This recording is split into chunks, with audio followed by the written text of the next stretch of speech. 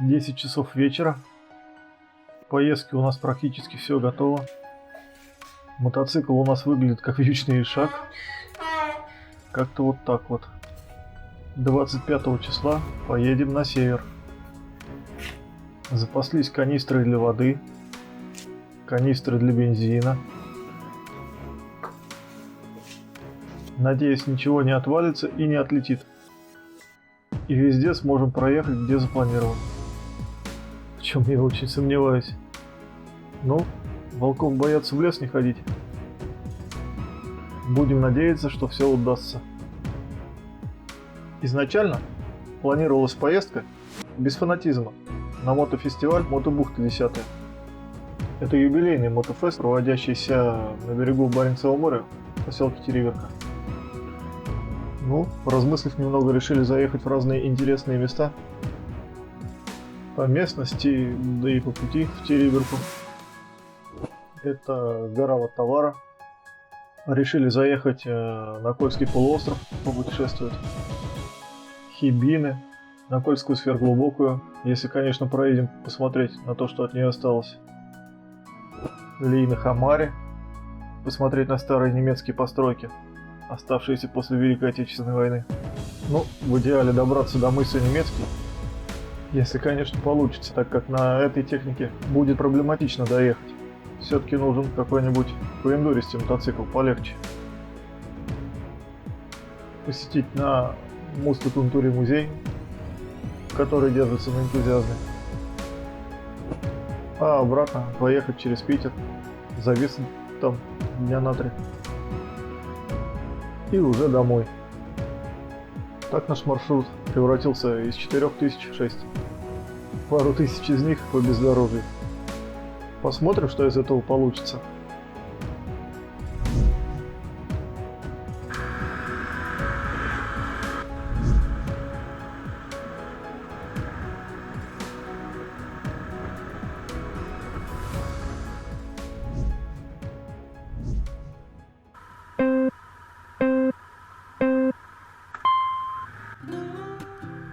«25 июля, 6:00 утра, дан старт нашему мотопутешествию на север.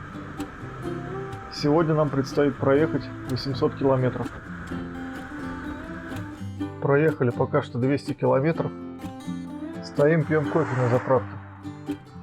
Примерно где-то под Ярославлем. Сейчас допьем и поедем дальше. Погода пока что радует. Ярославль мы проехали примерно в начале 10 утра. Подъезжая к Вологде, погода начала заметно холодать. Все же едем на север, а не на юг. Тепла ждать не приходится. Проехали примерно 600 километров.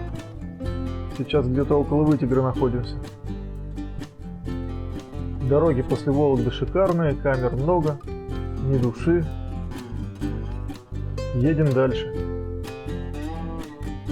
Проехав Вологду, съезжаем с Ярославки на А119, на финишную прямую 320 километров.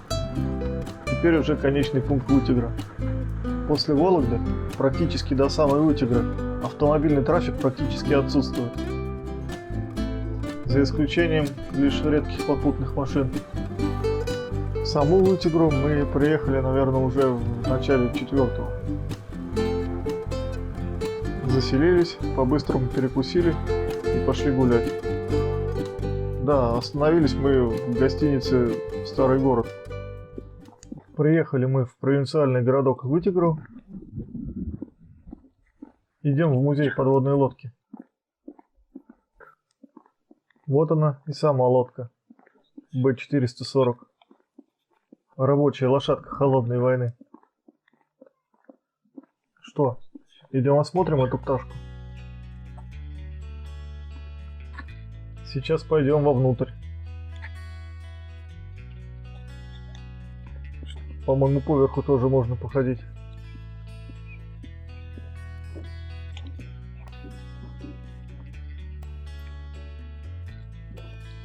Музей подводная лодка Б-440 создан на базе боевой подводной лодки 641-го проекта по классификации НАТО «Фокстрот», которая была построена в 1969 году в Ленинграде.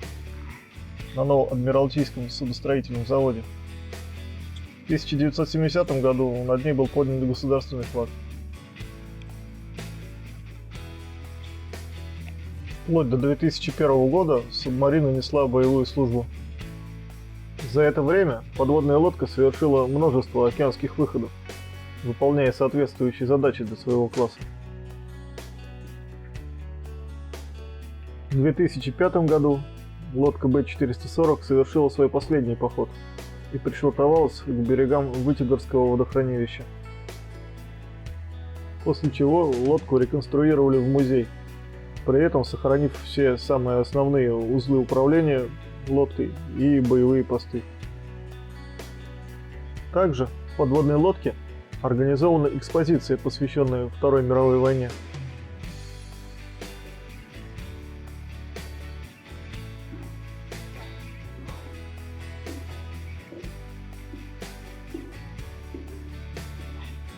Это различные подлинные снимки, описания и прочие экспонаты.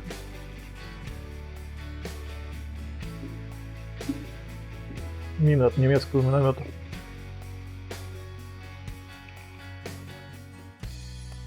Пустая внутри. Магазин от пистолета-пулемета.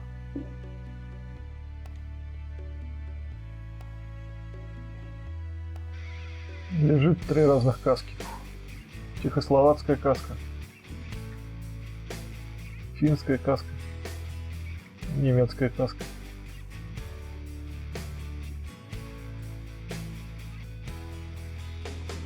Немецкая каска продырявлена.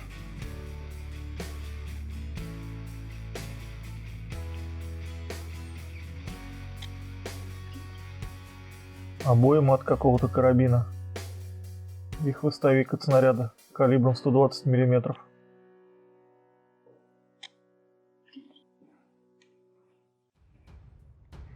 Дети из русской деревни, сожженной немцами. С конца июня 1941 года на оккупированной территории Советского Союза нацистская Германия установила жестокий оккупационный режим. Основные цели направления нацистской политики и практики на территории Советского Союза состояли в ликвидации советского государственного строя, расчленении СССР, экономическая эксплуатация, грабежи и физическое уничтожение миллионов русских, украинцев и других народов СССР, в осуществлении немецкой колонизации восточных земель вплоть до Урала. Для оправдания и прикрытия этой политики еще до нападения на СССР была проведена идейная база в виде теории о неполноценности рас и войны идеологий на уничтожение большевизма. Одной из форм чудовищного геноцида стало установление нового порядка на оккупированной территории. Одной из форм геноцида стало уничтожение деревень, часто вместе с населением. От немецко-фашистских захватчиков пострадали деревни Белоруссии, Брянщины, Смоленщины и многие другие деревни на оккупированной территории СССР.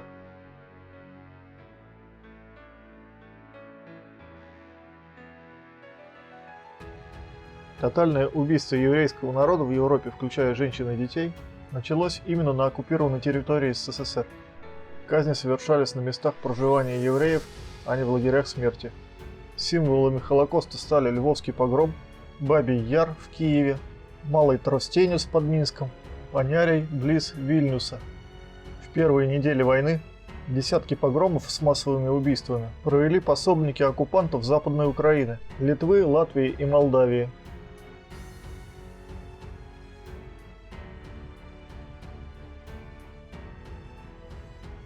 Йозеф Геббельс. Один из главных немецко-фашистских военных преступников, рейхсминистр пропаганды, идеолог расизма, антисемитизма, русофобии, насилия и захватнических войн. С 1933 года во главе пропагандистского аппарата фашистской Германии.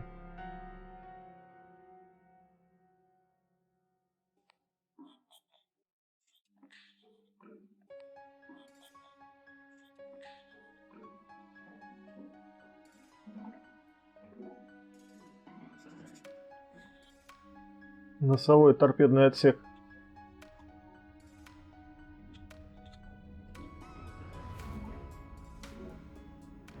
А это уже кормовой торпедный отсек в задней части лодки.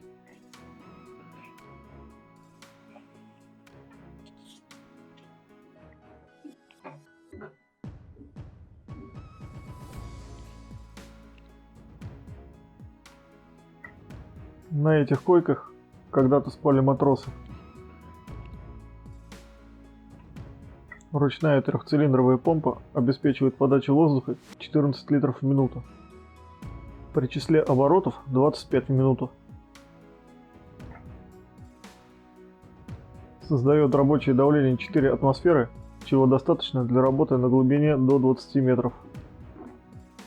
Это насосик для вот этого вот гидрокостюма. Да, ничего себе гидрокостюм. Не представляю, как вообще в нем можно куда-то выходить. Еще один гидрокостюм. По-моему, я такой костюм видел в фильме какой-то части «Такси». Они в нем содержали преступников в клетке. Экипаж лодки состоял из 80 человек.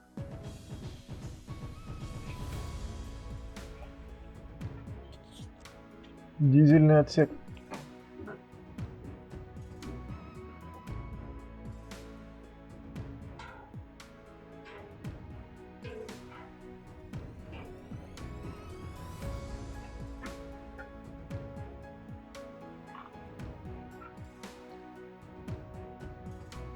Жилой отсек.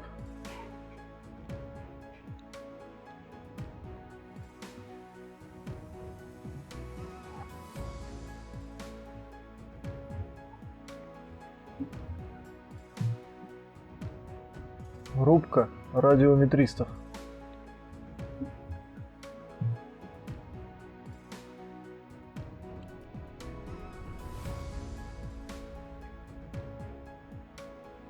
Основной воздушный пульт. Предназначен для подачи воздуха в цистерны главного балласта. Да, представляю, как всем этим управлять. Перископ вполне еще рабочий.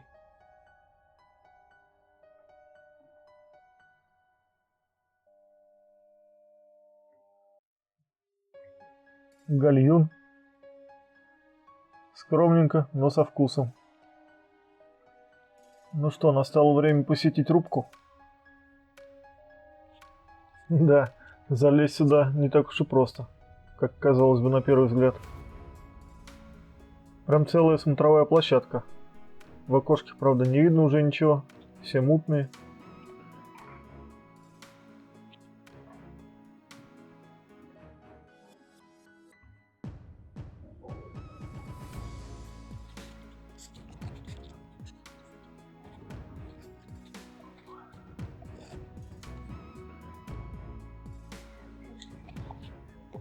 Красотища.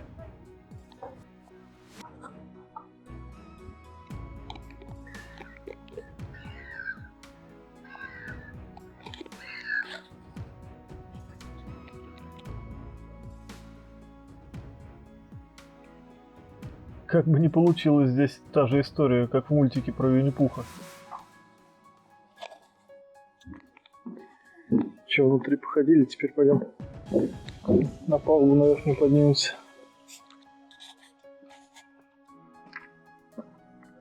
На вид лодка кажется маленькой, но на самом деле в длину лодка примерно 90 метров, а в ширину примерно 8. Не такая уж она и маленькая на самом деле. Сегодня мы посетили с вами музей подводную лодку Б-440, расположенный в городе Вытегра. Это одна лодка из 75 построенных аналогичных кораблей проекта 641. Серия дизель-электрических советских подводных лодок.